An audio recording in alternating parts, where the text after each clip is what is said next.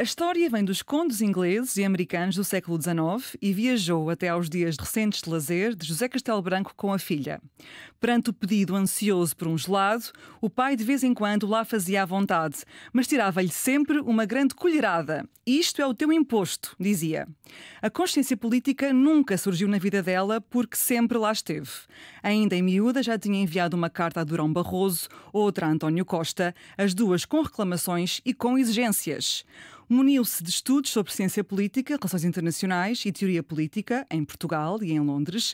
Trabalhou como consultora, foi dirigente da Iniciativa Liberal e candidata a deputada em 2019 e hoje dedica-se a analisar o que é feito e o que não é feito pelos protagonistas políticos na CNN e no Expresso. É mulher e jovem, duas características das quais nunca se liberta e que influenciam a forma como o mundo a vê. Ela quer, sobretudo, liberdade. Olá, Maria Castelo Branco. Bem-vinda ao Dona da Casa. Obrigada. Obrigada pelo convite. Teres aqui. Mencionei duas pessoas muito diferentes a nível político, Durão Barroso e António Costa, que têm em comum o facto de tu lhes teres enviado uma carta. Ainda tu não eras conhecida, eras apenas uma miúda com reivindicações. As duas reivindicações, curiosamente, ligadas ao ambiente. Primeira foi para Durão Barroso, na altura Presidente da Comissão Europeia. Porque o que é que estava mal que tu decidiste ir diretamente à fonte? Imagina, eu tinha 8 anos e esta história, eu acho que uma vez a contei e depois ficou, mas eu tinha 8 anos e estava muito chateada porque tinha percebido que o plástico não era bom para o ambiente e na minha cabeça de 8 anos não fazia sentido nós continuarmos a usar sacos de plástico. Então falava muito disto com os meus pais e tive a sorte, lá está, começaste com o meu pai e a minha mãe, tive a sorte deles serem sempre, eu acho que isto é um dos meus grandes privilégios, deles terem sempre eles abriram-me sempre as portas, não é? Nunca me fecharam porta nenhuma em termos de curiosidade, sempre fomentaram imenso e portanto eu quando estava muito revoltada os meus pais perguntaram porque é que tu não escreves uma carta ao Durão Barroso? Eles não só nunca te travavam, mas também te instigavam essa ação. Exato, que eu acho que é um dos maiores privilégios que eu tive mesmo, acho que tive vários e acho que é importante ter consciência disso. Isso é mesmo um dos maiores. É que nunca me travaram a curiosidade, não é? E incentivaram sempre, como tu dizes. E na altura disseram-me porque é que não escreves? Porque na União Europeia é que isto se faz. E eu pensei, vou escrever. E ainda bem que ele é português, porque quer dizer, 8 anos eu não sabia dizer Apple em inglês. E escrevi e mandei em português. Carta ou e-mail? Foi uma carta mesmo escrita. É que eu li carta e pensei, não foi carta, foi e-mail, mas foi carta. Não, foi uma carta escrita. Foi uma carta escrita que os meus pais não mudaram nada. Portanto, imagina, eu hoje em dia, quando leio a carta, fico um bocado. Tem imensa graça, porque eu estava tipo, eu não quero dizer nada, mas se eu fosse o senhor, o que eu faria era proibir os sacos plásticos. E eles responderam. Não foi o Durão Barroso, mas foi um assessor do Durão Barroso que escreveu, menina, Maria Castelo Branco, não sei o quê, e mandou-me um link que eu fui ver. Eu fiquei super convencida, com 8 anos, porque ele disse. Se nós não proibirmos os sacos de plástico e pusermos sacos de papel, também há um custo grande para o ambiente. Estamos a tentar fazer com que os sacos sejam recicláveis. Eu não sei o que, eu fiquei convencida. Só que depois pensei, que bom, eles responderam.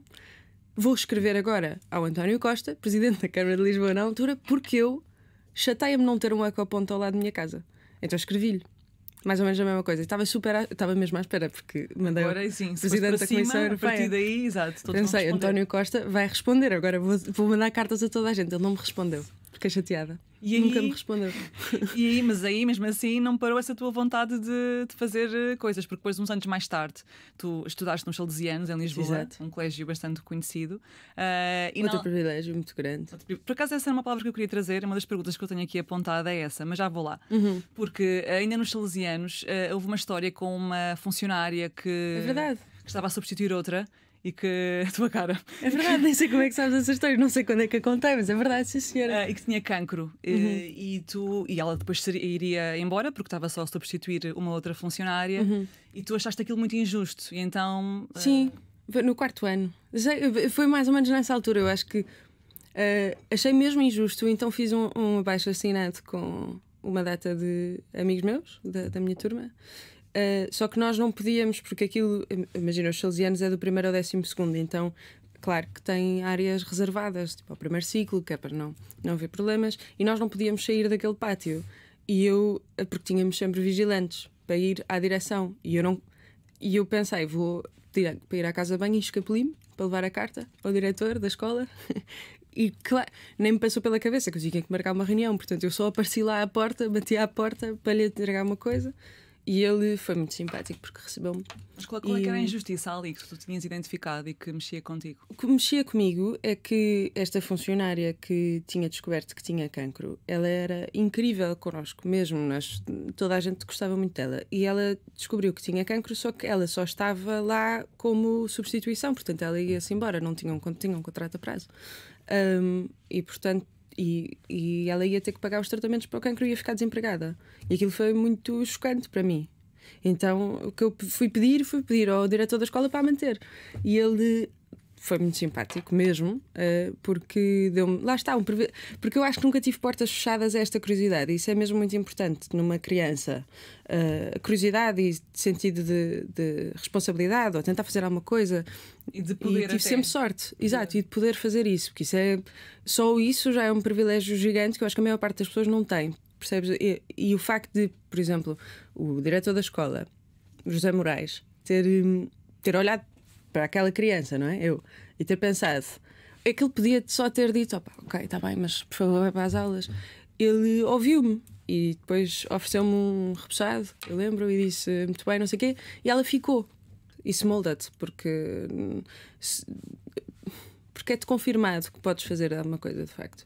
Mas eu acho que isso é muito. Ou seja, tive muita sorte aí, imensa sorte. É isto ter acontecido assim, desta forma, porque eu vejo imensos miúdos, mesmo hoje em dia, que têm essa mesma vontade. Eu acho que os miúdos todos meio que têm, acho que as crianças têm um sentido de justiça com muito... isso, mas depois... Sim, mas depois não lhes é permitido explorar, até porque a nossa escola não fomenta o sentido crítico, tipo o pensamento crítico, a forma como a nossa educação está moldada e estabelecida. Pensarmos por nós, não é? Pensar Sim. A partir daquilo que um professor ou daquilo que um livro diz. Não, sim, é isso. E depois em casa muitas crianças não têm essa sorte, ou porque os pais trabalham imenso, ou porque não têm tanto tempo, ou porque essa curiosidade é-lhes cortada desde muito cedo. Eu tive imensa sorte em conseguir fazer isso e, portanto, até acho engraçado que saibas essa. Eu não sei mesmo onde é que eu contei isso, mas é verdade. Boa pesquisa. Mas foi muito bom, foi muito bom. Não sei onde é que essa funcionária em particular está agora, já foi há muito tempo, mas eu fiquei mesmo muito contente que ela pudesse ficar. E depois conseguiu. Eu acho que conseguiu, pelo menos na altura, conseguiu ter as consultas e não sei o quê, e ficou na escola durante mais tempo. Isso leva-te depois no futuro a também teres essa construção bem feita da tua confiança. Maria, privilégio é uma palavra que, vendo o teu percurso, está presente. Claro. Concordas com isto, primeiro que tudo, com a minha afirmação? Pronto. Privilégio em quê? Quando tu pensas em privilégio, naquilo que te fez chegar até onde tu estás hoje, aos 26 anos, já fizeste 26. Onde é que tu vês esse privilégio? Além dos teus pais que instigaram essa curiosidade e essa formação em ti, a nível pessoal e relacional, naquilo que foi a tua oportunidade de estudar, claro, de conhecer, onde é que tu identificas? Em tudo, repara, mesmo em tudo. Primeiro, só o facto de ter, sei lá, se eu começar a... É que eu estive nos Salesianos de Lisboa, portanto... Colégio privado. Sim, exatamente, colégio privado. Hipercatólico, não é? Sim, é hipercatólico, mas eu tive alguns problemas com isso, porque depois, enfim, tive uma adolescência assim, a tentar provocar, então isso foi uma das coisas. Eles eram mais ou menos tolerantes a isso. Nós levávamos a Bíblia satânica, que é tipo aquelas coisas de adolescente. Portanto, eles até toleravam. É hipercatólico, mas havia alguma tolerância em relação à desconstrução. À desconstrução, sim. Okay. Ainda que, sim, hipercatólico, hiperbeto. Portanto, havia ali. Mas é uma escola muito boa. Eu foi assim, tipo, minha segunda casa durante 12 anos. Portanto, isso é um grande privilégio. Lisboa é um grande privilégio, porque Portugal, infelizmente, tem uma diferença, mas astronómica, de tratamento em relação às pessoas que são de Lisboa e as pessoas que não são de Lisboa. Mesmo no Porto, tipo, as pessoas que são do Porto, eu acho que manifestam imenso desconforto em relação à forma como as pessoas de Lisboa olham para o resto do país, não é? É sempre tipo, Portugal é Lisboa. Sim, Portugal é Lisboa e depois o resto é tipo uma espécie de continuação, mas menos. Portanto, o facto de ser de Lisboa é um privilégio enorme. Mas porquê aí? Por causa de uma questão de oportunidades? Uma questão de... Sim, De tudo se passar em Lisboa, é esse o teu ponto. Sim, percebes? Porque, imagina, em termos culturais, por exemplo, um dos privilégios é a minha mãe. A minha mãe é muito ligada à cultura, porque a minha mãe é professora de cinema e filosofia, então nós íamos investigadora sempre... de arte, não é? Investigadora. Sim.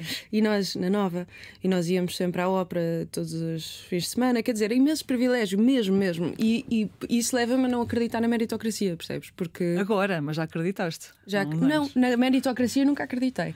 Mas houve uma altura, podemos ir já aí se quiseres. Podemos. Em 2019, quando tu estavas na Iniciativa Liberal, tinhas 20 anos, na altura foste anunciada como cabeça de lista por Castelo Branco, portanto foste um fenómeno, enfim, naquilo que diz respeito à política, porque de facto eras muito jovem, e na altura falava-se, entrevistaram-te sobre vários temas, e uma das coisas que tu tinhas referido era que acreditavas no mérito, acima de tudo, e que, não eras feminista.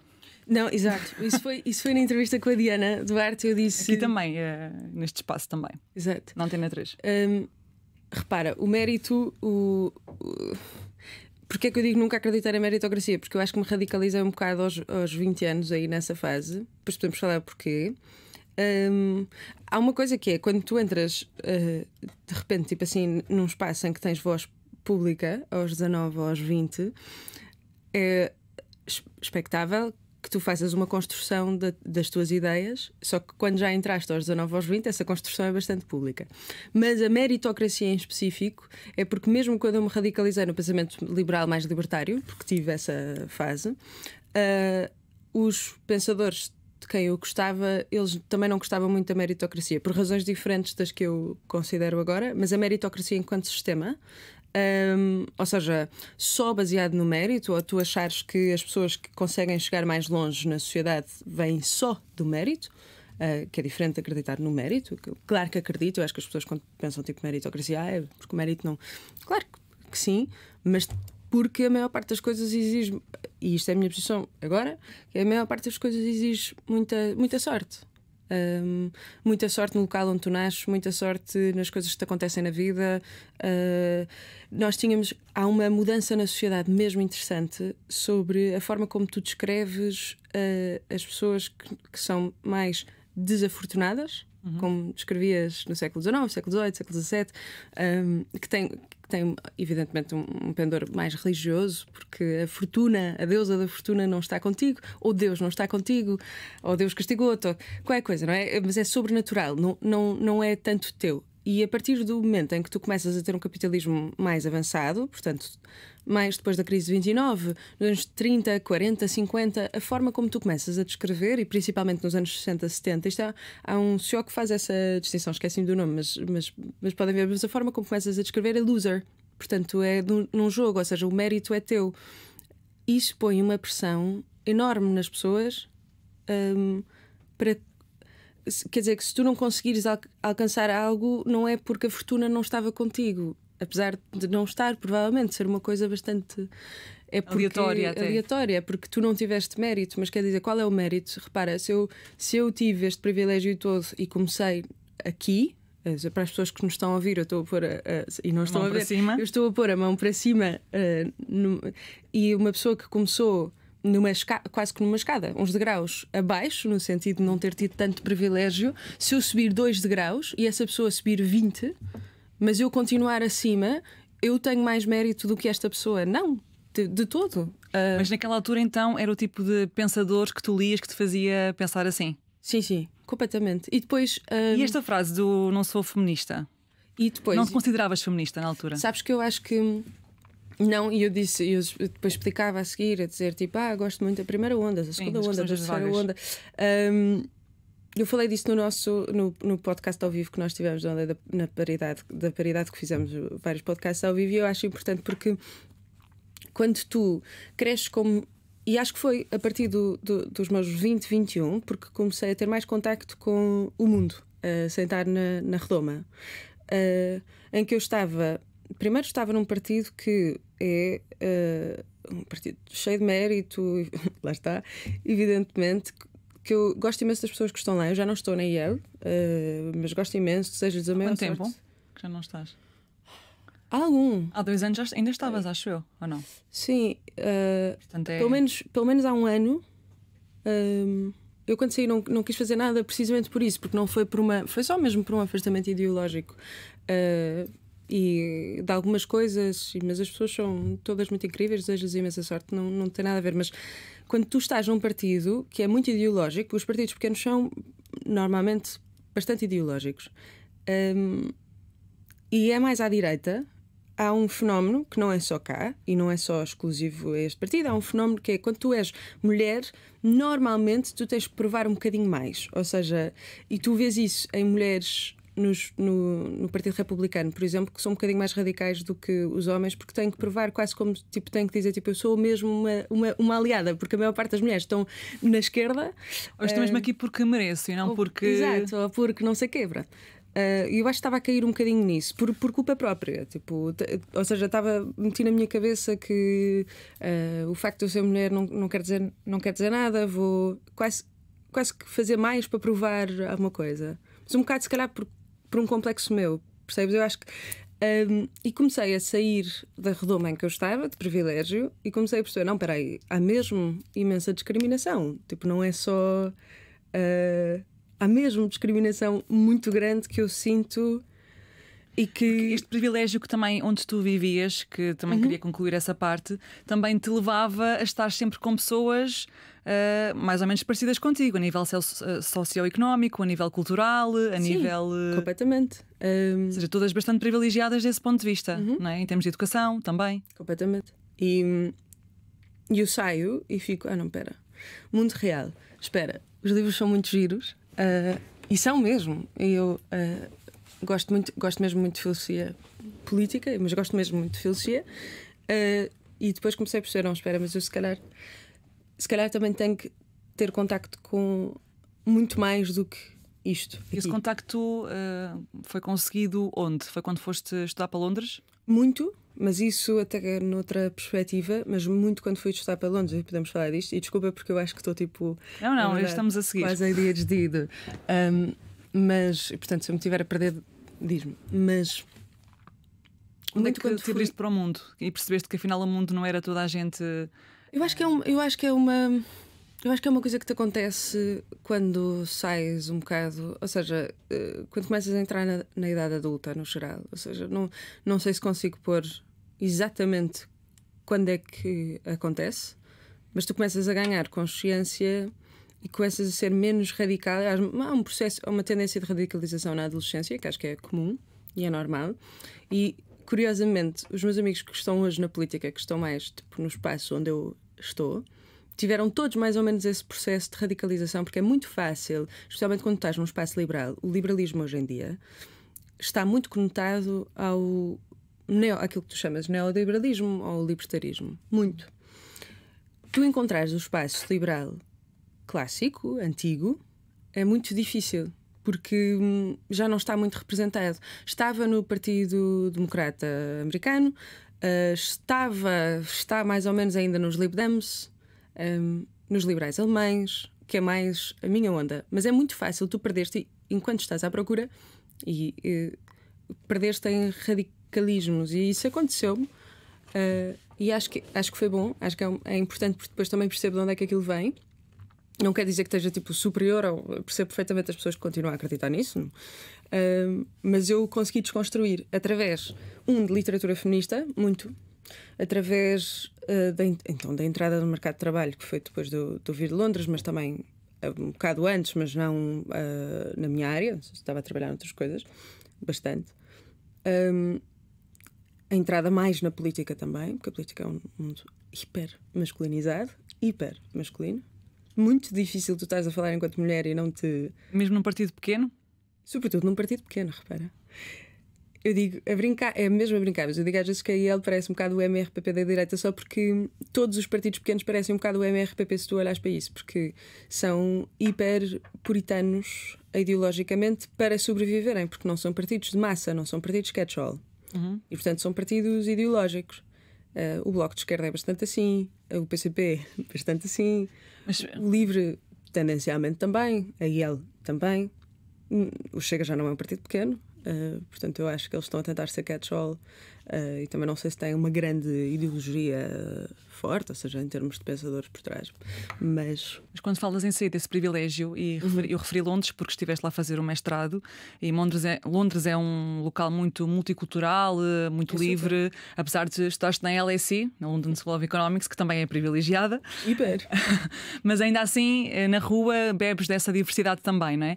E também foste lidando com pessoas diferentes, foste ouvindo histórias diferentes. Como é que te foste apercebendo de que, ok, nem toda a gente estudou num colégio privado, teve acesso à ópera e à cultura, teve pais. Repara, só uma coisa. Eu, aos 14, descobri que gostava de mulheres, e aos 14, 15 disse aos meus pais e disse à minha família, e basicamente disse a toda a gente, porque fiquei tipo, não me apetece estar no armário, acho que isto é muito chato. Claro. E portanto isso fez com que eu também descobrisse desde muito cedo um mundo completamente diferente, porque tu aos 14, 15 anos, primeiro, é muito cedo para descobrires que hoje em dia se calhar menos, e parece, quer dizer, apesar de tudo foi tipo há 12 anos, mas há 12 anos ainda assim havia uma diferença em relação à forma como se concepcionava a homossexualidade tipo, na sociedade.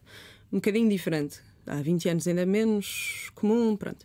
Não era nada comum nos salesianos. Agora acho que é um bocadinho mais, mas não era mesmo nada. E portanto as pessoas não havia ninguém. Não havia nenhuma miúda da minha idade. Estavas no 9º ano, 8º ano? Sim, nono por aí. 8º, sim.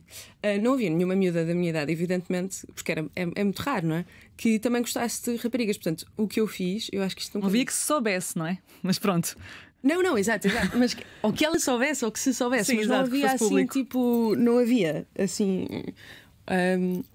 E portanto, o que aconteceu foi, eu fui procurar pessoas com as quais eu me identificasse neste. Tipo, aí, apesar do meu melhor amigo, nós fizemos o coming out exatamente ao mesmo tempo, foi muito estranho.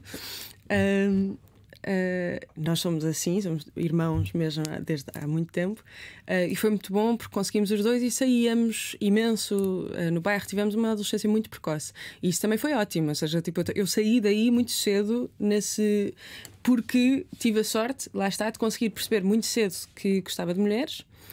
Conseguir perceber e ter uma aceitação da minha família incrível. Logo à partida? Sim, não foi uma questão. Eu acho que o meu pai sempre suspeitou. O meu pai disse-me que sempre suspeitou. Aliás, eu contei à minha mãe primeiro porque tinha imenso medo de contar ao meu pai. E a minha mãe soube durante uns meses, até que o meu pai uma vez me disse: olha, vamos passear na praia.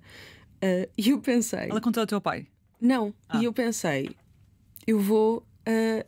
sei lá, o que é que o meu pai me vai... Quer dizer, o meu pai ia dizer-nos passear na praia. Isso não acontece muito, sabes? É mais com a minha mãe. Então eu pensei, isto é uma bomba gigante. Tipo, o meu pai está doente, está assim uma coisa qualquer e estamos a passear. E o meu pai diz-me: olha, Maria, eu sempre soube que tu tinhas, tipo... pensa que estás a falar agora com um amigo, não sei o quê, eu não te quero pôr desconfortável. Amoroso, mesmo, tipo, a dizer que sabia desde miúda. A minha mãe sempre tipo, achou meio que não, mas ele tinha mesmo esse pressentimento e que era tudo ok se eu gostasse de mulheres, mas ele também não me queria, não sei o quê. A minha mãe não lhe contou, mas eu acho que ele deve ter pressentido que eu estava com medo de lhe contar. Então ele decidiu abrir logo esse espaço para tu estás à vontade. Abriu super esse espaço e eu fiquei mesmo tocada. Foi mesmo importante. E não estava nada à espera, não estava mesmo à espera, porque o meu pai é muito conservador. Conservador católico também? Sim, ou... sim. Não, mas conservador, ou seja, o conservador em relação inglês. Aos costumes, sim. É isso? Sim, mas é o conservador inglês, ou seja, é um conservadorismo bastante. É muito diferente do conservadorismo que nós hoje em dia associamos a conservadorismo. E no colégio, como é que foi? Foi super ok, por acaso. Mas aí não há que fazer um anúncio, não é? Simplesmente tu queres estar à vontade naquela que é a tua expressão da tua identidade. Eu, como sou mulher, tive muito menos dificuldades do que o meu melhor amigo que é homem. Porque os rapazes têm mais dificuldade em lidar com a homossexualidade masculina do que com a homossexualidade feminina. E as raparigas, na altura, nunca foi uma questão. Ou seja, o que aconteceu foi... Eu não fiz um coming out a dizer tipo, malta, eu sou gay. Eu só comecei... Estar à vontade. Primeiro eu tinha rastas. Primeiro, no 11º usava rastas. Uau.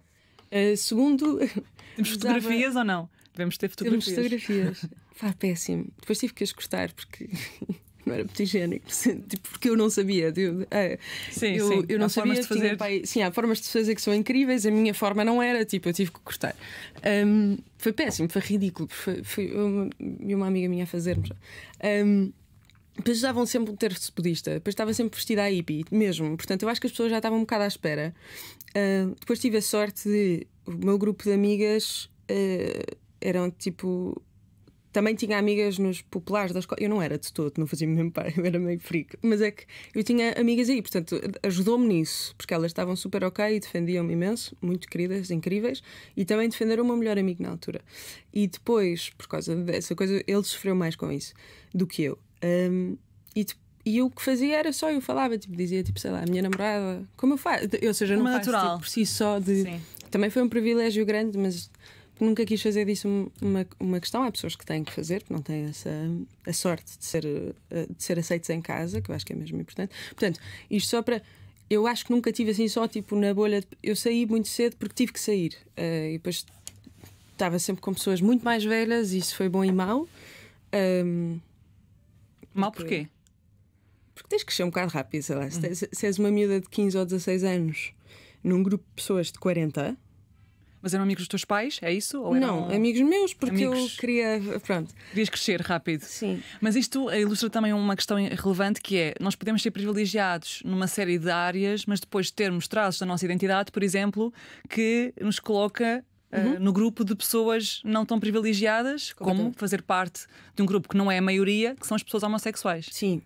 No entanto, e a interseccionalidade, que é super. Mesmo assim, o meu privilégio também contamina a minha experiência da homossexualidade. Percebes? Por isso eu não. Ou seja, o facto de eu ser. Primeiro, o facto de eu ser branca, e em Londres não me consideravam branca, by the way. Só uma questão. Não consideram. Por causa do cabelo ou por causa de. És latina, é isso? Sim, és tipo latina ou árabe. Latina árabe. São um bocado. Pronto. Mas pronto, ser branca cá e ser branca, ponto. Quer dizer, em Londres, enfim.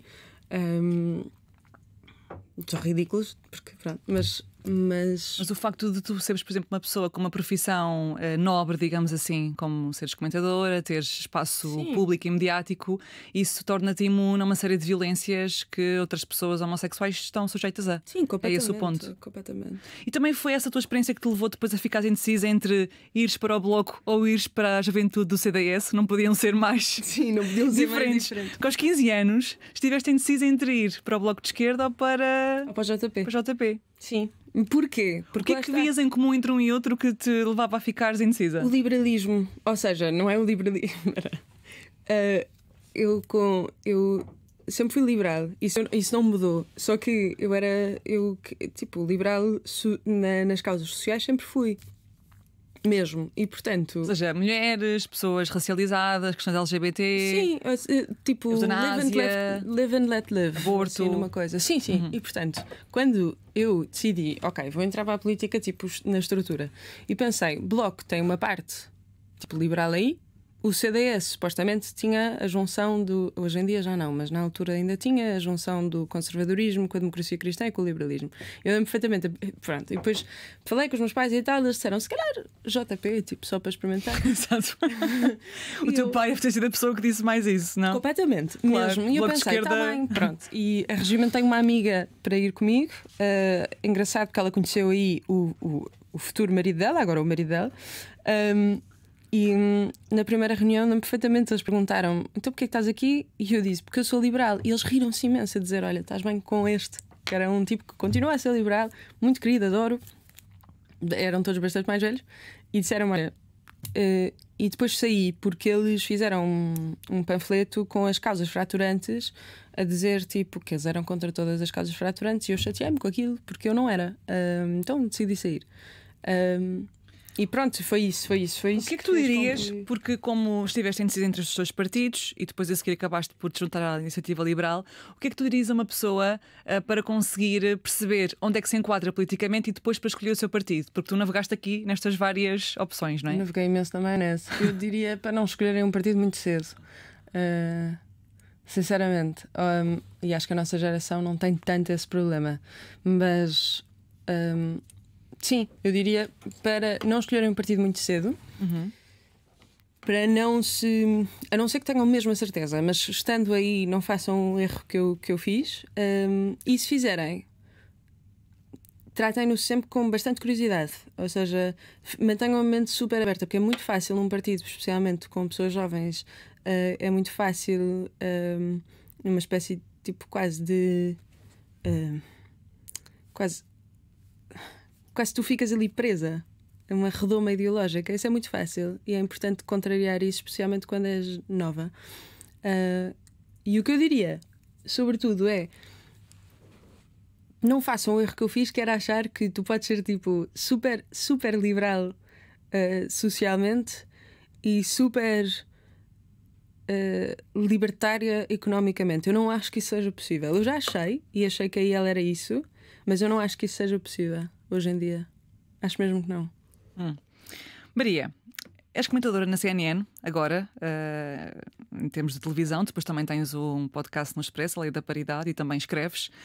Todos os dias há um tema diferente. Um dia é a lei dos estrangeiros, outro dia a gestão da TAP, outro dia a gestão do governo em relação aos incêndios, no outro dia a crise nos serviços de saúde. Pergunto-te, é possível construir uma opinião convicta sobre temas tão diferentes num curto espaço de tempo? Não. Eu achava que ias dizer que sim. Não, acho que não. O problema de nós estarmos a comentar, o problema dos comentadores regulares, tipo comentadores da casa, não é? É que tu és tipo comentador moedinha, no certo sentido, não é? Ou seja, tipo. E portanto, às vezes eu não me sinto confortável a falar de certas coisas, não sinto mesmo, porque não tenho estudos suficientes e gosto de dizer. Agora, há outras coisas em que. E eu acho que é possível tu teres uma opinião fixa na parte política, porque a parte política é uma parte que eu conheço bem. A parte de tipo técnica das coisas, da saúde, dos incêndios, sim. Não tanto. O que era preciso ser feito e não foi feito, esse tipo de sim, questões, tipo, tecnicamente, exatamente. Exato. O que eu posso fazer e protocolos faço. Que foram seguidos ou que não foram seguidos, por exemplo. Exato. O que eu tento fazer mesmo é preparar-me muito. Até porque fico um bocado nervosa se não preparar muito. Com receio de dizer alguma coisa que depois não seja 100% certa, ou seja, que depois, tal como as tuas declarações de há uns anos, seja depois usada, como eu usei agora, para te confrontar com elas. Não, mas isso é ok, porque isso são convicções. Ou seja, são convicções que mudaram, mas são convicções. Eu acreditava mesmo naquilo da altura. E tinha argumentos para sustentar essa posição. Tinha mesmo. Acho que os argumentos, hoje em dia, olhando para eles, não fazem sentido, porque eu tipo, mudei e tenho outros argumentos que acho que são mais fortes, e admito isso. Mas há outras coisas que são tipo, sei lá, tu estás a comentar há tanta coisa que acontece no país todos os dias que primeiro estudo imenso e é muito agir, porque consigo estudar coisas muito diferentes. Agora, o que é estudar imenso? Ler muito mesmo sobre. Imagina, é que eu acho que tenho uma coisa que eu obceco um bocado com assuntos, mas se tu me perguntares agora como é que funcionava, por causa da tragédia que aconteceu, como é que funcionava o elevador da Glória desde tipo 140 anos, 150 anos que ele está ativo, eu já sei, tipo que eles tinham uma coisa de água, sei como é que funcionava a coisa do equilíbrio da água, depois não sei o quê, um motor alemão que acho que compraram, pronto. Há um elétrico ascensor funicular em Braga que ainda usa o sistema de água, que é super interessante, pronto.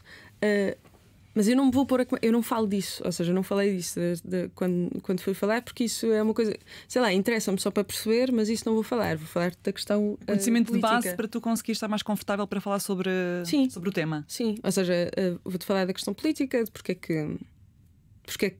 que eu acho ou não, imagina, para não sei se queres politizar isto, mas porque é que eu acho ou não que o Carlos Moedas esteve bem ou não, e na verdade isto, ou seja, eu acho que esta situação, por exemplo, em particular, representa uma falha, tipo, a culpa é da mentalidade portuguesa. Nós somos sempre o deixa andar, desenrasca.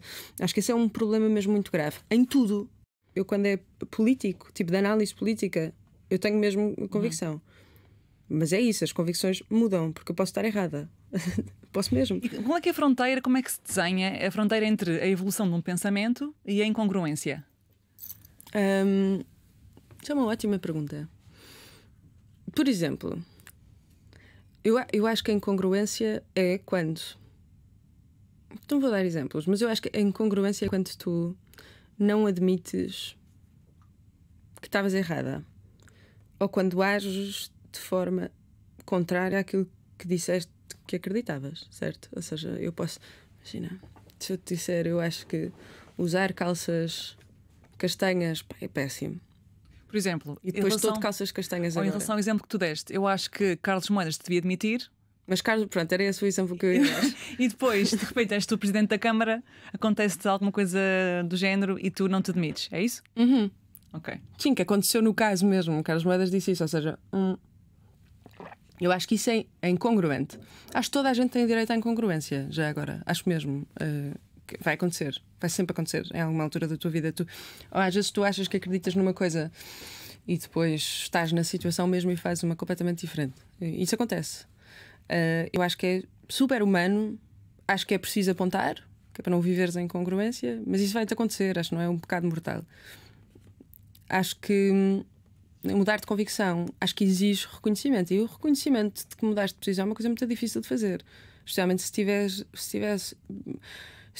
sei lá, ativamente a defender uma coisa que de repente percebes, epá, estava errada. Porque a humildade ainda é vista como fraqueza? Sim. Sim, e não se... Como Sim. perca de poder? Sim, uma coisa tipo, és um bocado mais frágil, mais fraca.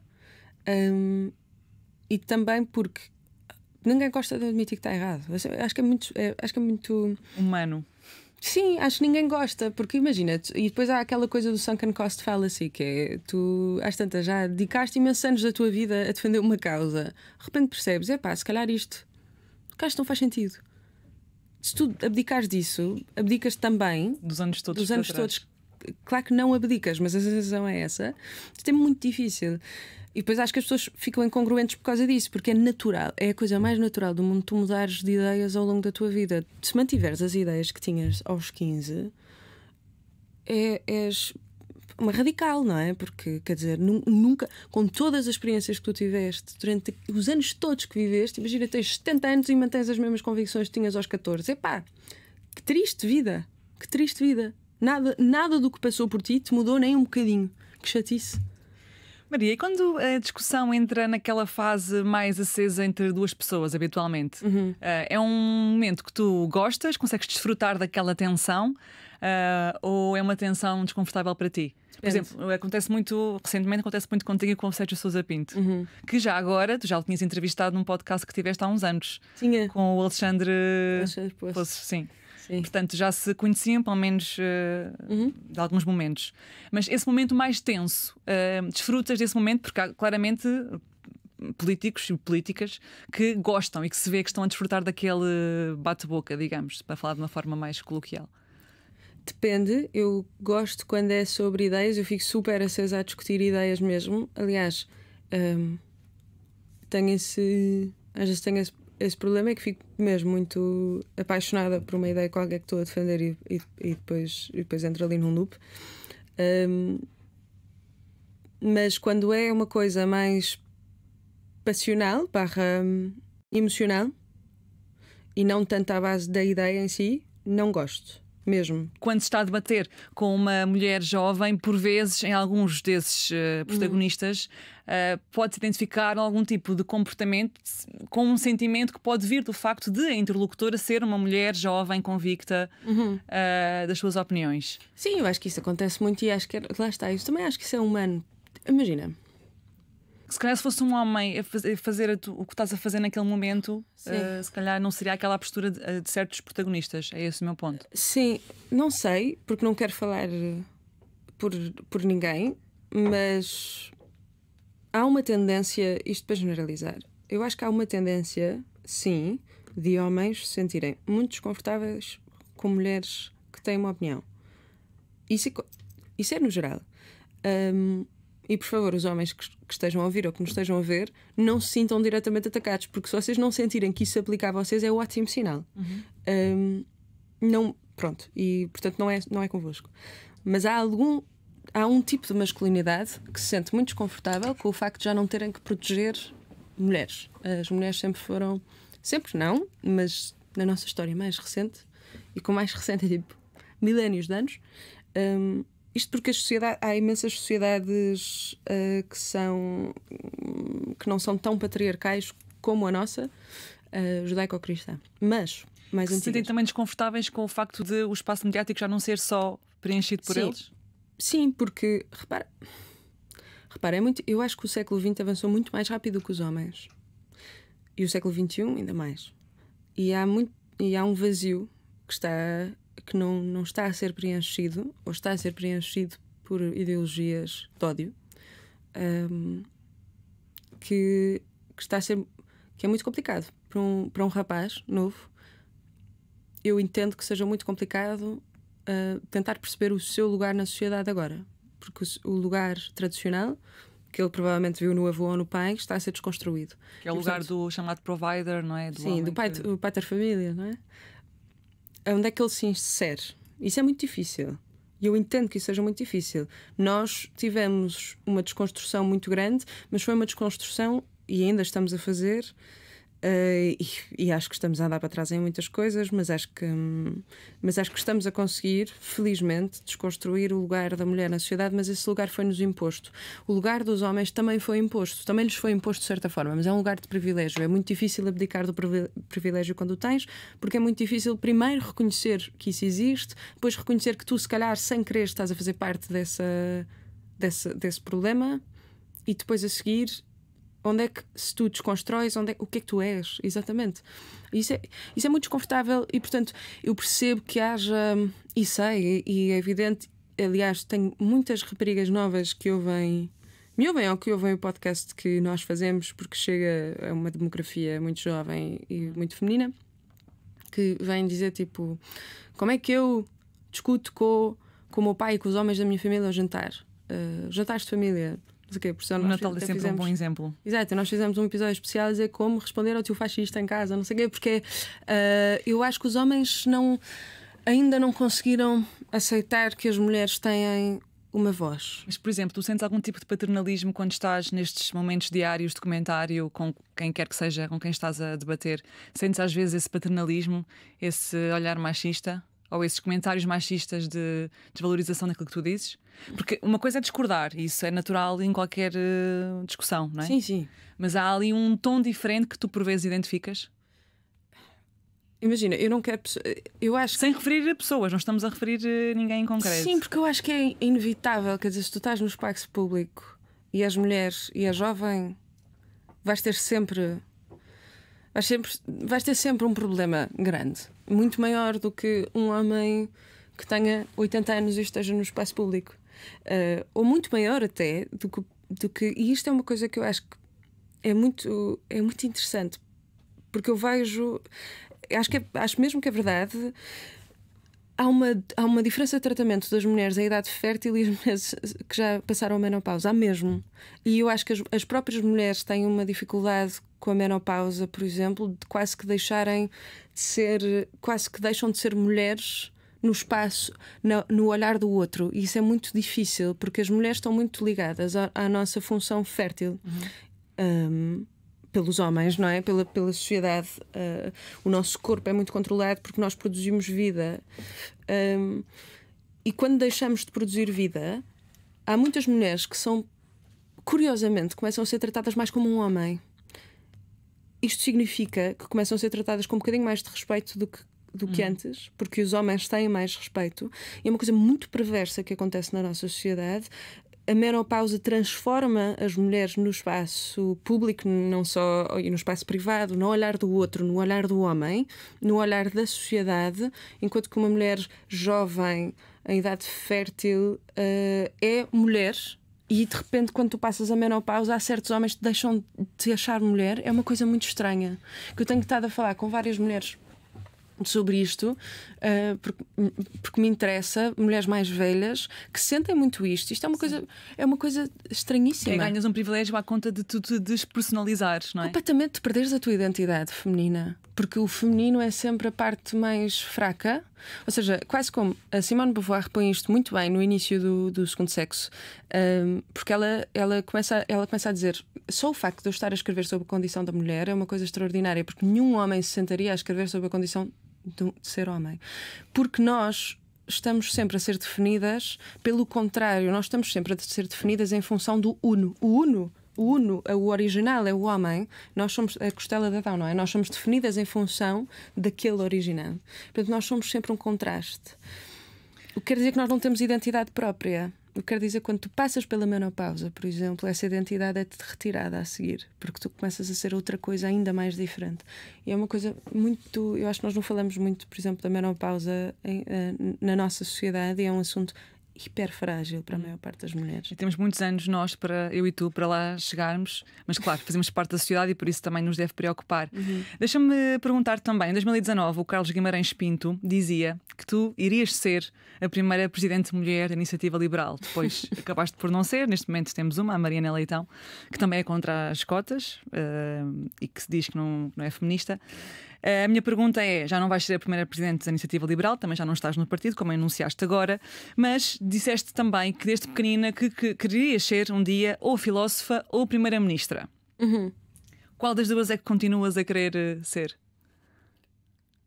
De filosofia. Acho que... Não sei, imagina... Isso é uma boa pergunta. Até porque acho que temos que fechar, não é? Se calhar estamos... Estamos bem, podes responder. É? Tens tempo para responder. Isso é uma ótima pergunta. Eu gosto muito de filosofia, gosto mesmo, e gostava de... E quero fazer o doutoramento. Neste momento é complexo, porque eu gostava de fazer lá fora só porque a minha área de investigação é mais útil fazer lá fora. E a política é uma coisa que vai e vem para mim no encantamento. Eu fico muito desencantada e muito encantada ao mesmo tempo, muitas vezes, às vezes várias vezes por dia. Às vezes tenho dias em que penso: só quero, olha, vou só estudar, vou só para a academia porque adoro investigação. Investigação, vou só estudar, vou só fazer investigação, vou só fazer o meu doutoramento, tranquila, longe. Não apetece. Mas e nesses momentos, porquê é que tens essa vontade? O que é que acontece que te faz desencantar? Porque eu acho que o meu privilégio de ter-me sido sempre dada uma voz também tem uma coisa chata, que é, tornou-me um bocado expectante de resultados. E na política portuguesa é muito difícil tu teres resultados, mesmo que não sejam meus. Ou seja, tu às vezes parece que estás sempre numa... Em Portugal tem uma coisa muito, muito chata, porque nós somos muito avessos à mudança. Somos um país muito... Lá está, do desenrasca. As coisas não funcionam em Portugal, porque muito que tu vejas muitas pessoas muito boas a tentar. Tu vês quem vai para a política, muitas pessoas, há pessoas que, enfim, mas há pessoas fascinantes, incríveis, que eu penso: epá, isto de repente dá-me fogo, e depois tu vês aquilo a ir contra uma parede de aço, e isso é muito revoltante. E não é só comigo. Depois há coisas que é... O ódio está cada vez mais presente nas redes sociais. O ódio online, sim. Sim, e isso é muito chato mesmo. Isso... eu gostava imenso de dizer: olha, isso não me afeta nada, eu consigo... Mas afeta e aí mesmo. Também há muitos comentários que têm em si uma camada de seres mulher. Imensos. Eu recebo imensa... Tive que proibir as pessoas de mandarem fotografias no Instagram, porque recebia imensas dick pics. Para quem não sabe, dick pics, fotografias, pronto, pornográficas de um pénis. Eu não sei o que é que faz com que... Epá, e havia umas que era... Mas não era só uma, era... Tipo, isso com a minha cara na televisão, estás a ver? Ou seja, tipo, tiravam uma fotografia porque estavam a ver. Desculpem o grafismo, mas é que eu acho que é importante, porque não fui só eu que recebi estas coisas. Tipo, eu conheço outras mulheres que estão no espaço público que também receberam. Que é uma coisa que eu não consigo compreender. Como é que isso passa pela cabeça de alguém? Não, é que juro que não percebo. De um homem ou de uma mulher, mas tipo, nunca recebi de uma mulher. Acho que nenhum homem nunca recebeu de uma mulher nesse sentido. É uma coisa muito masculina, quase tipo de poder, de humilhação via sexo, por um ato sexual, que é muito perverso. isso acontece imenso. Acontece imenso coisas tipo os comentários de ódio que eu e a Adriana e a Leonor, por exemplo, recebemos, são sempre sexuais. Sim, do podcast, são sempre sexuais. Sempre. Eu e a Adriana, uma vez, estava um tweet específico a dizer que. Um que está online ainda, acho eu, a dizer que gostavam de nos executar sumariamente e depois violar-nos. E isto é constante. A minha caixa de mensagens, a sério, que tem muitas coisas destas. E isto é muito chato, porque e são sempre pessoas, já agora, associadas à extrema-direita. É mesmo um fenómeno. E acontece quando tu falas sobre o Chega ou sobre a extrema-direita. Sim, mas agora acontece com tudo, estás a ver? Percebes? Eu acho que é, sinceramente, eu acho que é um ódio ao sistema. E eu incorporo o sistema aos comentadores, aos jornalistas, e eu de certa forma incorporo, portanto eles odeiam tudo. Também vi que também fizeram uma coisa. Também vi que também fizeram uma alteração de imagens através de AI de ti, da Leonor e da Adriana. Sim, de um deepfake. Ou seja, pegaram uma imagem de vocês as três, que acho que é a imagem mesmo do podcast, a imagem oficial, e tornaram-na numa imagem erótica, certo? Sim, sexual. Nós estávamos numa tipo homenagem. A beijar-nos e coisas. E depois também vi que havia alguns comentários que comportam receio para ti, ou naturalmente, do género: se eu te vir na rua, violo-te. Sim, olha, eu tenho uma coisa aberta até na polícia por causa de uma coisa que me aconteceu. Não vou especificar, até porque não é. Acho que é pior, supostamente, segundo a opinião da polícia, mas essas coisas são muito chatas, porque não é só. As pessoas, às vezes, eu acho que as pessoas acham tipo, com que ladra não morde. É verdade, a maior parte dos casos, porque eu, olha, nunca tive, na rua, particularmente, nunca tive ninguém a ser muito violento. Tenho olhares muito violentos, tipo, eu reparo, by the way. Eu reparo mesmo, eu acho que toda a gente repara que tem isso, é que nota-se, porque. Se tu estás a jantar num restaurante e tens uma pessoa na mesa ao lado que está tipo a fixar a tua cara tipo com ódio, tu notas, não é? E não é porque eu estou a comer peixe. Portanto, é uma coisa que tu percebes que aquilo está a acontecer, mas as pessoas depois não vêm falar. É muito online, mas depois acontecem coisas mais chatas, que é por isso que eu tenho uma coisa aberta na polícia. Mas sim, isso é assustador, não é? Que se tu recebes muitas mensagens a dizer tipo, é bom que eu nunca te veja na rua, a pessoa te vir na rua. Tu não queres pensar nisso, mas se essa pessoa for descompensada mesmo, tipo, se quiser mesmo fazer alguma coisa, a maior parte das pessoas depois não faz, mas e se quiser, não é? É um bocado assustador. E isso é intimidação. E nunca é, já agora. Há homens que é tipo, dou-te um enxerto de porrada. Para mulher, nunca é tipo, dou-te um enxerto de porrada, é tipo, violo-te, que é uma coisa absolutamente inconcebível para mim, porque é primeiro usar a parte sexual como uma forma de subjugação. Porque sou mulher. E de poder, não é? Sobre completamente. Completamente. E depois mais uma vez, tu não és uma pessoa, tu és um corpo feminino a falar demais e a pôr-me desconfortável. Portanto, eu vou subjugar o teu corpo. Não, ou seja, a ti através do teu corpo de mulher. É uma coisa. É perverso. É mesmo inacreditável. E portanto, essas coisas todas às vezes fazem-me mesmo pensar, tipo, se calhar o que eu estava melhor a fazer era. Mas sem nenhum tipo de vitimização, lá está, porque eu acho que tenho uma sorte enorme e eu quero imenso. Eu não quero imenso ser primeira-ministra, no sentido tipo, eu não sonho de todo. Nem preciso entrar para a política, sinceramente. Eu gosto de poder dizer o que penso e de sentir que isso faz algum tipo de diferença, nem que seja na vida de uma miúda que me venha dizer: opá, olha, como já aconteceu, opá, olha, o meu professor foi um estúpido comigo e disse que eu, se continuasse assim, nunca ia ter nenhum homem. E eu olho para vocês as três, para o nosso podcast, e penso: se eu quero ser como elas, é-me indiferente se eu ter um homem, não é? Esta miúda tinha 14 anos. Isso para mim é inacreditável. É mesmo. Isso é mesmo. E é um boost para estes momentos mais complicados. Mesmo. É só isso. E portanto, se eu puder continuar a fazer isso, incrível. Mas filosofia, quero fazer com certeza. Quer mesmo. Filosofia política. Ou seja, a única coisa que eu consigo. Para responder à tua pergunta, desculpa. Eu também queria falar contigo sobre o ódio, portanto até ficou bem. Quero mesmo fazer doutoramento. Isso eu tenho a certeza. A política não tenho mesmo, nunca tenho. Não é uma coisa que eu morra por fazer. Gostas de fazer análise, que é o que tu fazes agora? Gosto muito de fazer análise. Sim, gosto muito de fazer análise. Intervenção política, acho que para já não. Aliás, saí dela, portanto estou muito bem. Porquê é que és apresentada como a liberal do Zero? Tens alguma ligação com o tarot? Tenho. Uau, conta-me. Tenho com quiromancia também, com o pêndulo também. Tenho. O que é que consegues fazer e gostas de fazer relacionado com o tarot?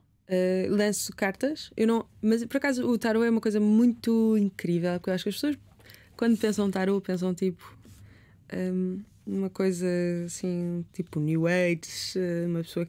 Mas.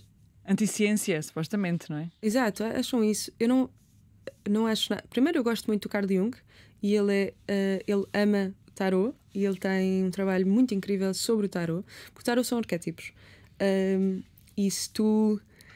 E são arquétipos que te ajudam a olhar o mundo e a olhar para ti. E eu não gosto do tarot como uma espécie de instrumento divinatório. Se tu olhar, por exemplo, o prever o futuro, é sim, isso. O Shakespeare tem a peça do Shakespeare do Macbeth, eu acho que ilustra isso muito bem. Porque é que o Macbeth se rende no final? Desculpem o spoiler, mas porque é que ele se rende no final? As 3 bruxas que vêm ter com ele dizem que ele só pode ser derrotado por um homem que nasceu naturalmente do ventre de uma mulher, e ele fica invencível. E quando está a lutar no fim contra um homem, ele diz aquilo, diz eu sou invencível, não sei o quê, e ele diz que foi retirado por força do ventre da mulher, ou seja, na altura, uma cesariana. E o Macbeth interpreta isso como, lá está, com as palavras da bruxa, e ele rende-se. E eu acho que a pergunta que o Shakespeare faz através do Macbeth é: o que é que. Será que aquilo que as bruxas conseguiram prever ou previram e lhe disseram, será que o que elas lhe disseram influenciou a ação dele ou não? Ou isso ia sempre acontecer independentemente da ação dele? E ele deixa essa pergunta em aberto, e eu acho que o tarot deve deixar essa pergunta em aberto. Percebes? Eu não condicionar. As pessoas dizem, sim, eu não gosto quando as pessoas dizem, tipo, as bruxas, isto vai acontecer. Não. As bruxas do Macbeth. Sim. Que eu gosto muito de bruxas. Aliás, sou bruxa. Não, isso eu não acho isso muito interessante. Acho muito interessante como um instrumento de análise, de autoanálise. Ainda podes seguir música também, além do. Gosto muito de produzir, filosofia. Sim. Ainda tens vídeos a cantar. Sim. Por acaso não sei se vão tirar, mas pronto, vejam enquanto podem, então. Sim, mas eu gosto muito e gosto de fazer música para tipo hobby, para descontrair, e tipo eu produzo porque aprendi sozinha a fazer tipo Logic Pro, a usar, muito rudimentar, mas eu gosto muito de fazer e é tipo só para mim, ou seja, eu adoro fazer isso. Não sei se seguiria, mas é uma coisa que eu sigo em privado, porque é uma coisa que me traz imensa paz. Como o tarot. Muitas possibilidades, Maria. Obrigada. Obrigada eu. Por teres vindo, só dona da casa. Eu volto na próxima semana. Até lá.